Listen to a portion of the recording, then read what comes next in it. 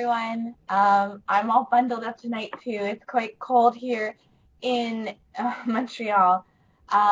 Tonight, as Tiffany said, we're going to be coloring with Copic markers. And we're going to be using one of my favorite techniques, which is a watercolor effect. So I'm going to reset my camera and we're going to get going on this fun project.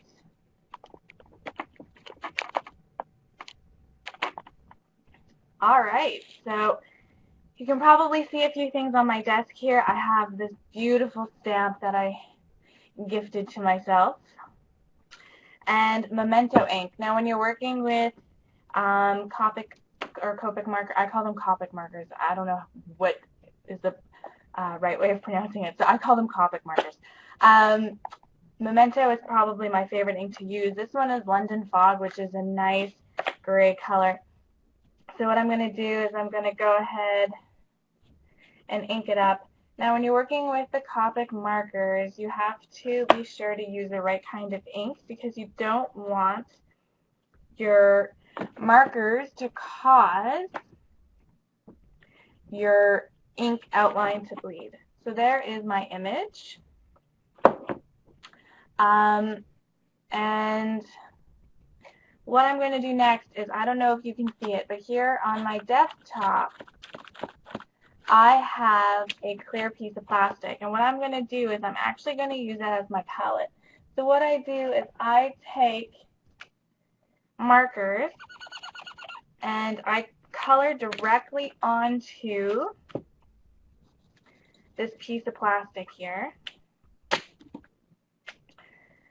And this is going to be my palette. So I'm just doodling away on plastic, and I'm looking for a purple that seems to have escaped me. So I'm going to put down this purple here. Now, these markers are alcohol-based, which means that even though that they've dried on my plastic, using a blender pen such as this one, I can reactivate the ink. So what I'm going to do is I'm going to use the blender pen as sort of a paintbrush, and I'm going to pick up some of this color off of my palette, and I'm going to go ahead and color it in. Now I'm wondering if I can't zoom in for everyone. So what I'm doing is I'm using this blender pen to pick up the color. And what happens is, like with a regular paint, when you pick up a color, it's going to be darker at first, and then as you move around with it, it's going to become lighter. So I don't know if you can see the leaf that's here, the shading that I've been doing, but basically with using just one color, I've been able to get a nice gradation just by using one marker color. So what I'm going to do next is I'm going to take a little bit of the purple and color that in. So I'm coloring in a nice flower here. So the markers are definitely an investment, but this is a great technique that you can use in order to sort of make your money go a bit further, because you're getting really nice gradations just by using one color, one marker. I'm going to hold it up to the camera here, and you can see the shading that's going on there. So really with very few colors you can get really nice shading. Now of course by doing this technique you're not going to get really vibrant colors, so to speak, but you're going to get really, really nice shading. So I'm just coloring in her hat here. Now I chose this stamp because I knew that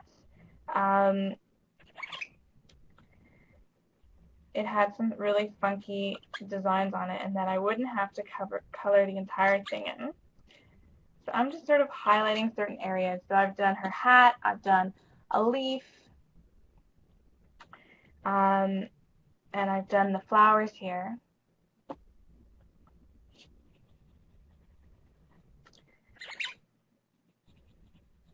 And I'm just kind of going over some interesting areas. Now when you're using the blender is sort of like clear ink almost. And what you want to make sure to do is you want to make sure to wipe it off in between picking up colors so that you don't mix your colors together.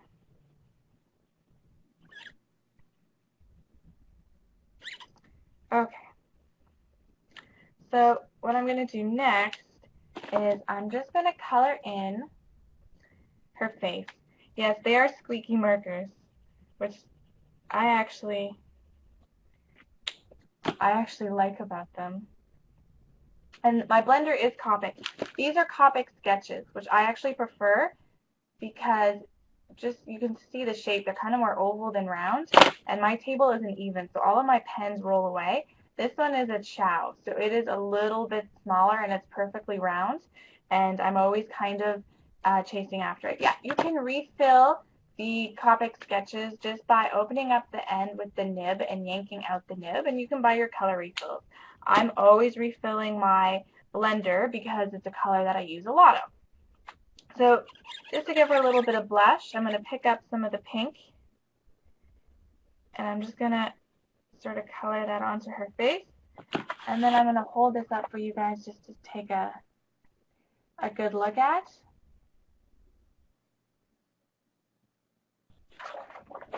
And basically what I did on my card here was once I was done adding color everywhere that I wanted to color, I used my favorite spray mist and sprayed it down. So what I've done here, just a quick recap, is that I've taken my markers and I've just laid them out on a clear piece of plastic. I'm just using wrap from a Cricut mat here, and I'm using that as my palette. Some people use acrylic blocks.